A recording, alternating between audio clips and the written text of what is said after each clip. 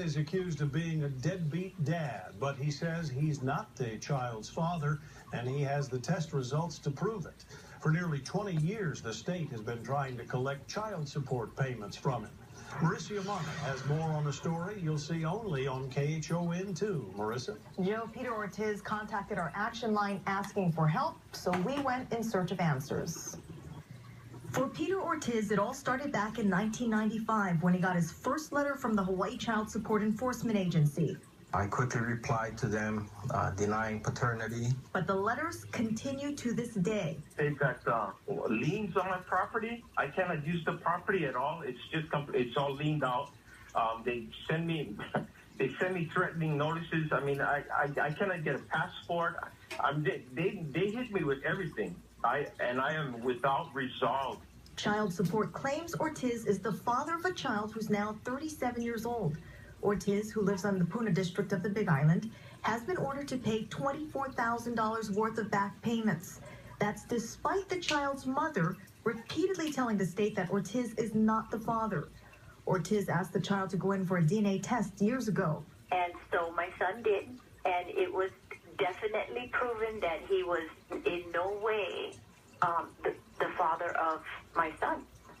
So once again, we thought it was done, but then evidently not. I don't know how many ways you can tell the state that he is not the father. If a DNA couldn't prove that, I don't know what to say. To this day, Campbell still doesn't know who the father is, but remembers his name was similar to Ortiz's. I cannot believe it. And it saddens me that he had to go through all of this. I reached out to the administrator of the Child Support Enforcement Agency, a division within the Attorney General's office. How often does it happen where someone's falsely accused of being the father of a child? Almost never.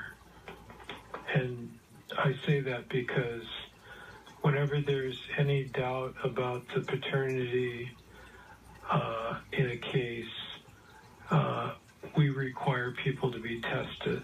The state usually picks up the tab for the DNA test. In Ortiz's case, he says he paid for the test himself. It took me 2.5 months to save enough money to take a paternity test, which I took at the same place the state does their paternity and blood testing.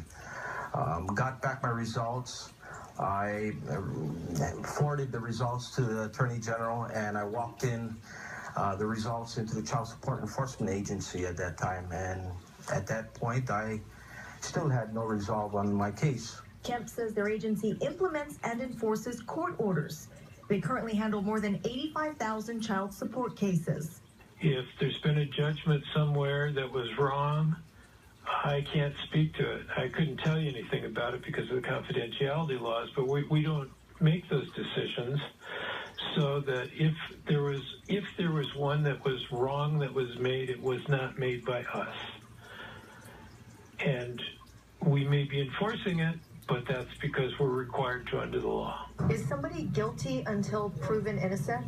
If somebody says that somebody's the father of the child, we go to court and we, serve everybody and require everybody to show up, and then we do the testing. So I don't know if it is an unfair process. I mean, it's what the law requires. Ortiz admits that he and Campbell may have missed some of the court hearings in the past, but he says he doesn't have the money to hire a lawyer to try to correct things. If they can get a judgment that says that they're not the father, we're glad to implement it. We're not here to, hold people accountable except to the extent that we have court orders saying that we have to do it. And we put Ortiz in touch with the Attorney General's office and will continue to stay on top of this case until it's resolved. Marissa Yamani, KHON2 News. We also contacted a family lawyer for his advice on what people should do if they're in a situation similar to Peter Ortiz. You really want to find an attorney to talk to, whether it's calling a private attorney or speaking to someone like Volunteer Legal Services or at Legal Aid.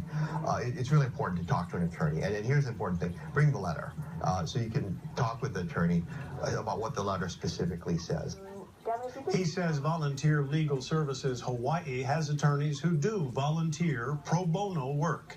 And Legal Aid Society of Hawaii also helps people and families who cannot afford to hire a private attorney.